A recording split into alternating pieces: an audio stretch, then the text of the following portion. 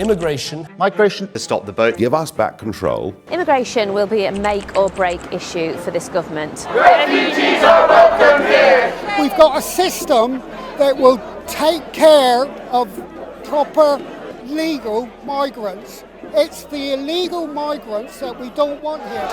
According to the polls, many voters consider it a priority, and over the summer, up and down the country, hotels housing asylum seekers became a target for far-right protests that turned into violent disorder. So, how did we get here? Firstly, the number of people coming into the UK has risen dramatically over the past decade. Last year, net migration into the country was 685,000. 10 years ago, it was 260,000. There's also the number of people coming in via illegal routes, including in small boats across the Channel. Last year, that was around 50,000. These figures have prompted successive Conservative governments to say they must bring immigration down. I want good immigration, not mass immigration. If we look back to 2010, to David Cameron's election campaign, let us make this the year for change. He was under pressure and promised to reduce net migration to the tens of thousands. But instead, the numbers went in the other direction, rising to 330,000 by 2015. At the time, anti-EU sentiment was growing, and a lot of that was linked to immigration coming from Europe. Yeah, absolutely. Hello.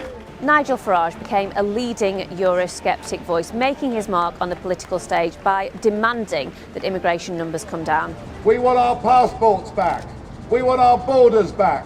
We want our country back.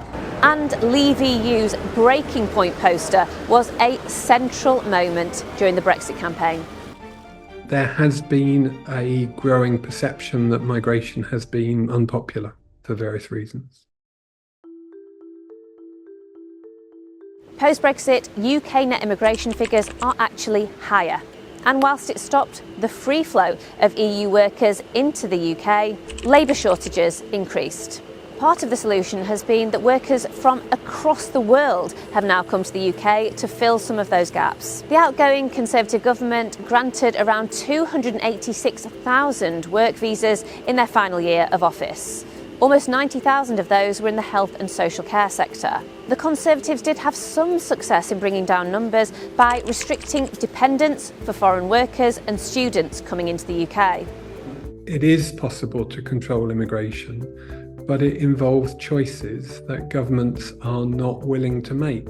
Governments of both types that we've had over the last 20 years haven't been entirely honest with people in saying, look, these are the choices we make.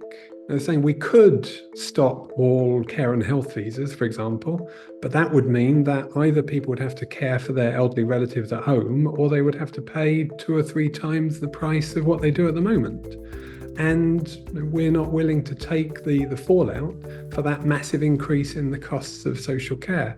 Therefore, we will allow 100,000 visas for people to come and work in the health and social care sector.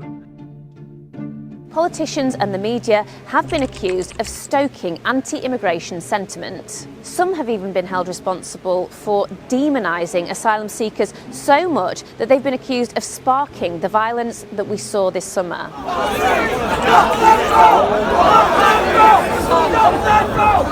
Former Prime Minister Rishi Sunak's pledge to stop the boats was reportedly chanted by some of those who took to the streets. And we are stopping the boats with our Rwanda partnership. And it was Suella Braverman who spearheaded the government's controversial illegal migration bill. The British people deserve to know which party is serious about stopping the invasion on our southern coast. Before he left to join Reform, the Conservative Party's Vice Chair Lee Anderson criticised Labour's London Mayor Sadiq Khan, accusing him of being under the control of Islamists. He also said he hates this country, our heritage, our culture. And Labour have also had their moments.